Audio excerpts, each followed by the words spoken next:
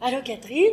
Allô Camille, très contente de vous avoir à ce micro. Donc ça va être un épisode inédit du balado de notre organisme communautaire, donc le RQSF, Réseau québécois d'action pour la santé des femmes.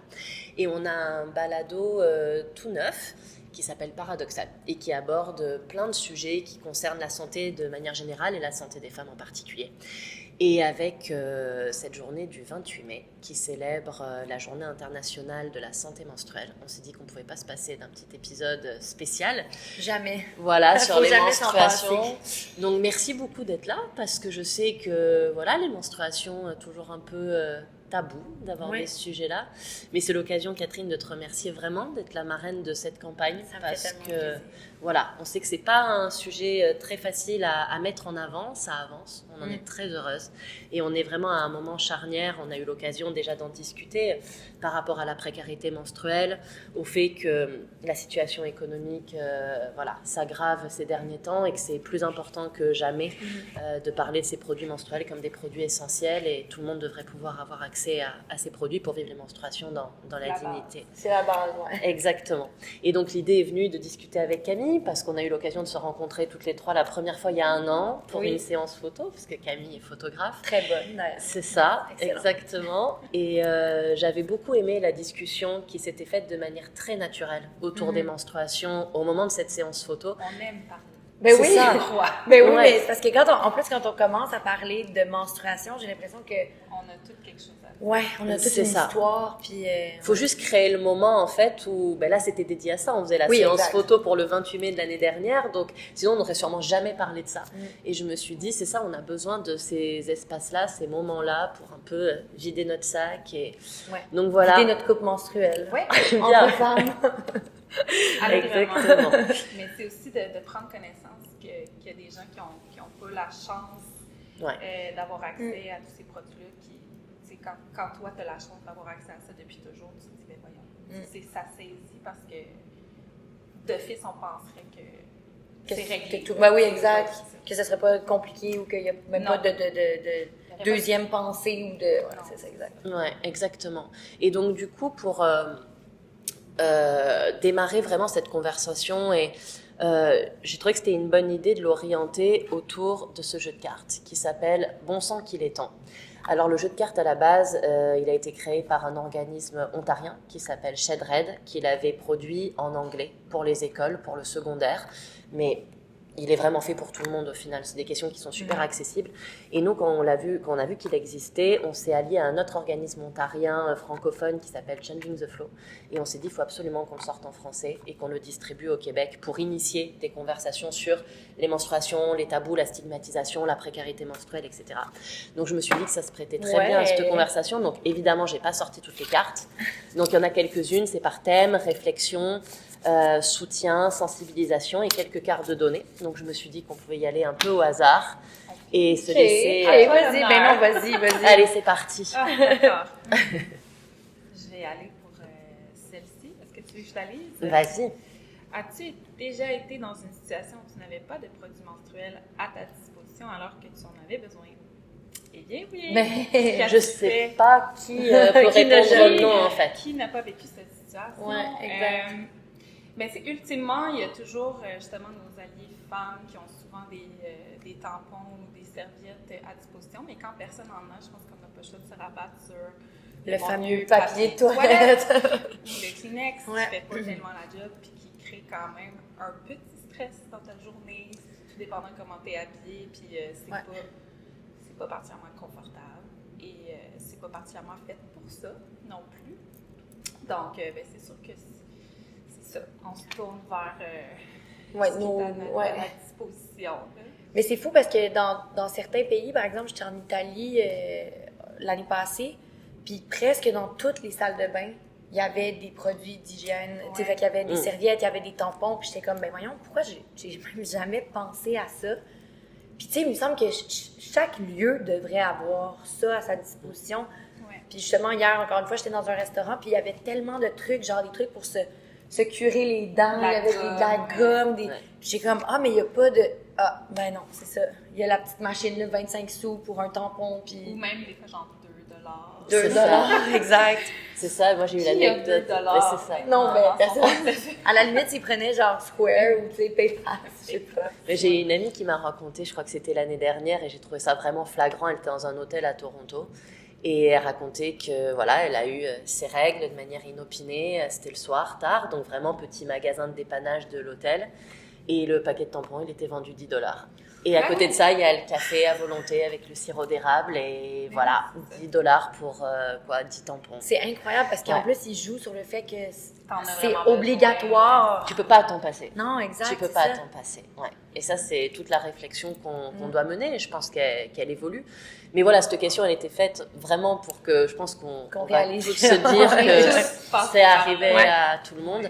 Et ça permet en fait de rebondir un peu sur cette définition de la précarité menstruelle. C'est important de le rappeler parce que quand on va dire précarité menstruelle, on va de suite penser au fait que c'est une personne qui n'a pas les moyens financiers. Ouais, exact. Mais en fait, c'est beaucoup plus large que ça, cette définition. C'est ne pas avoir accès à ces produits, peu importe ta situation financière. C'est quand tes menstruations elles débarquent et que tu n'en as pas à disposition, que tu sois dans une école, que tu sois sur ton lieu de travail, que tu sois dans un restaurant, dans une bibliothèque, dans un musée, et que c'est pas pris en compte. Et que c'est tabou en plus de demander. Tu sais, moi maintenant, j'essaie de pas le faire, de pas faire. Excuse-moi, Oui, c'est ça. Tu sais, de manière super gênée, puis de se sentir mal, puis de demander seulement au tu sais, c'est comme, je pense qu'il faudrait pouvoir faire, hey, j'ai besoin d'un tampon, d'une serviette, est-ce que quelqu'un aurait ça, est-ce qu'il y en a dans les armoires? Comme demander un mouchoir. Mais comme demander un diachylon, là, tu sais, quand tu te blesses puis que tu saignes au genou, là, ben, tu vas demander un, mais c'est pas faire comme ça. Est-ce que quelqu'un... Mais c'est super intéressant ce que tu dis, c'est parce qu'on se rend compte que si on veut lutter contre la précarité menstruelle, la première chose contre laquelle on doit lutter, en fait, c'est la stigmatisation et les tabous. Il faut vraiment y aller dans cet ordre-là, ou alors faire les deux en même temps parce que la situation elle est urgente, donc il faut y aller. Mais c'est exactement ça, c'est travailler d'abord sur le fait qu'on doit être capable de parler des menstruations haut et fort. Ouais. Exactement. Mais c'est quand même fou de réaliser que de parler de menstruation, c'est tabou. C'est comme quelque chose qu'on vit toutes. C'est fou. Souvent. Plusieurs fois par année. Non, 38 ans en moyenne, 38 ans en moyenne dans une vie quand même. Hein. Pendant longtemps, ça devrait tellement pas être quelque chose de tabou. Puis, non. Je peux pas croire que c'est des femmes qui ont dit non, c'est sale. Là. C'est sûr que non. C'est sûr que ça vient pas de. En tout cas, c'est parce que c'est assez transmis aussi. Moi, ma grand-mère me disait que sa mère lui disait que si elle croisait pas les jambes quand elle était menstruée, le diable allait venir la chercher. Fait que oui, tu sais, c'est de. C'est toujours proche. Oui, il est tout le temps proche du sang des femmes. Mais c'est intéressant ce que tu dis. Je pense qu'on peut aller d'ailleurs. Je vais tricher. Mais vu que tu parles de ça, parce que celle-là, j'aimerais vraiment qu'on l'aborde. Je trouve qu'elle est hyper importante. Je sais plus où elle est, mais c'est la question des mythes et des tabous. Ce que tu es en train de dire, c'est ça. Quel mythe ou fausse idée as-tu pu avoir au sujet des menstruations? Ouais, c'est ça, le diable. Tu sais, moi, c'est pas moi qui s'est fait dire ça, là, mais quand même. J'avais jamais entendu ça. Fait que si. Je pense que c'est une autre époque. Mais je pense, oui, exactement. Mais je pense que c'est relié aussi à la sexualisation des femmes. Tu sais, tu disais justement que c'est fou que ce soit tabou parce qu'on le vit tout puis tout le temps. Puis alors qu'une femme qui va être enceinte, les gens vont pas hésiter à mettre leurs mains sur leur ventre. Tu sais, c'est comme. Fait qu'on aime que les femmes puissent être mères, puissent être la porteuses fertilité, de la ça vie, va, la fertilité. Mais cette partie-là, ça fait quand même partie du processus. Exact, tu sais. C'est le rejet. Mais c'est ça, c'est se rappeler que les menstruations. Après, ça c'est autre chose. On peut bien les vivre, mal les vivre, les douleurs, etc. Ça c'est encore autre chose. Mais se rappeler en tout cas que c'est vraiment un phénomène physiologique et que c'est le 5e signe vital en plus. Un cycle ovulatoire, le fait d'avoir un cycle ovulatoire, donc qui se déroule normalement et qui amène à avoir des menstruations, c'est le 5e signe vital qui montre qu'on est en bonne santé. Moi, j'ai eu la chance que ma mère, infirmière, me le dise dès que j'étais adolescente. Elle m'a dit, rappelle-toi, quand tu les as chaque mois, ok, ça veut dire que je suis en bonne santé. Wow. Et ça m'a vachement aidée. C'est-à-dire que même quand j'étais vraiment tannée et que j'avais pas du tout envie... Mais comme, je suis en santé. Voilà, et je m'en souviens très bien, je me le rappelais, ok, mais ça veut dire que je suis en bonne santé. Et c'est la vérité qu'on devrait, c'est un fait incontestable qu'on devrait tous avoir en tête, en fait. Pourquoi stigmatiser un phénomène complètement naturel qui nous montre que tout va bien, en fait? Mais c'est quoi les autres mythes, mettons, genre, j'essaie de penser... Mais je sais pas, vous en avez, vous, en tête? Ben, pas tant, on dirait que, en tout cas, pour ma part, ça a toujours été bien reçu, bien vécu dans ma famille, dans mon entourage. On en a toujours parlé de façon très saine. Il n'y avait pas de diable d'impliquer, peut-être plus des mythes, par exemple, au niveau de l'utilisation la coupe menstruelle. Oui, C'est plus comme des trucs techniques plutôt que des espèces de mythes et légendes. Là. Mais il y a quand même, tu sais, souvent t'entends genre les menstruations c'est sale, genre où ça pue. Mettons ça, les premiers, c'est ceux-là, je dirais. Parce qu'après, il y a vraiment une exact. question de culture où ça peut être vraiment vécu de manière très difficile. On voit des exemples en Inde, au Népal, où vraiment les femmes qui sont menstruées n'auront plus le droit de toucher les aliments, de dormir dans la maison, ce qui les met en danger d'ailleurs. Mais là, on parle vraiment de culture, voilà, de spécifique. Mais sinon, c'est ça, le sang est sale. Les odeurs puis sont jeune, désagréables. c'est dégueulasse, puis il y a comme quelque chose qui est comme dégoûtant alors que c'est ça. C'est ça, exact. C'est déjà, tu files pas, là. T'es comme... C'est pas se faire dire que tu pues. Mais ce qui est intéressant, c'est de se rendre compte que le marketing joue beaucoup. Ben oui. Faut pas oublier que voilà, vrai. on parle de produits essentiels et selon les gens qui font les publicités et le marketing, la semaine où tu es menstruée, ça devrait être cette semaine-là où que tu t'en vas faire de l'équitation. en pantalon blanc. Oui. Ouais. La danse aérobique. Oui. Puis il faut que ça sente la fleur, la lavande. C'est ça. Avec des petits applicateurs à paillettes. Oui. Parce que c'est quand même plus sympa. Ben oui, rose, mauve. C'est ça, exactement. Mais c'est vrai, enfin ça, il faut le dire, parce que moi je m'en rendais pas compte avant de travailler sur cette campagne, mais il y a vraiment ce qu'on appelle une honte menstruelle qui est perpétuée par le marketing pour vendre des produits. Et c'est vrai qu'on s'en rend pas forcément compte de ça. C'est avec cette taxe rose, produits féminins en plus, complètement voilà, très genrés, et qui crée des besoins inexistants. Parce qu'en fait, on se rend compte en plus que quand on va utiliser les produits les plus naturels possibles, c'est là où il y a le moins d'odeur possible. En fait, tout ça est vraiment... C'est un équilibre. Ouais, exactement. Donc c'est vrai qu'on se rend compte de ça, mais c'est ça, ouais, au niveau des fausses idées et des tabous. Donc vraiment, il y a des cultures où il y en aura des spécifiques, mais c'est que les menstruations sont sales. Je pense que ça, on bataille toutes avec cette idée-là. Quand on était jeunes, c'était beaucoup, je me rappelle, le plus petit possible, l'applicateur mini. Mais tu sais, ça, c'était ça aussi, c'était comme pour cacher le fait que tu étais menstruée, puis là, comme tu le mets dans ta poche, puis on le voit pas. Fait que tu as raison qu'encore une fois, le marketing crée la honte de cette affaire-là avant même qu'on comprenne. Et puis l'existence de l'applicateur en lui-même, d'ailleurs, quand on y réfléchit, parce qu'il n'y a rien qui nous empêche de mettre un tampon, et c'est là qu'on le placera le mieux d'ailleurs, mais pour créer une distance avec notre corps, en nous faisant croire que c'est plus hygiénique. Alors évidemment, quand on est dans une situation où on ne peut pas se laver les mains après, c'est délicat, mais ça encore une fois, ça fait partie de la précarité menstruelle. On devrait toujours avoir accès en fait à un lavabo pour pouvoir se laver les mains quand on va à la salle de bain. Mais l'applicateur, c'est ça, c'est le 5e déchet qu'on retrouve le plus sur les plages. Ah, wow. Donc c'est catastrophique en plus de ça. Donc la culpabilité, etc. Donc voilà. On peut passer à une autre carte. On peut y aller avec une autre. Je vous laisse. Je vais en prendre une, moi. Ouais. Vers qui t'es-tu tournée quand tu as eu tes premières menstruations? C'est une bonne question pour moi en plus parce que moi j'ai eu mes premières menstruations vraiment jeune. J'avais je pense 8 ans. Fait que je pense que ma mère, j'ai une super relation avec ma mère, avec mes parents en fait, on est très ouverts et tout.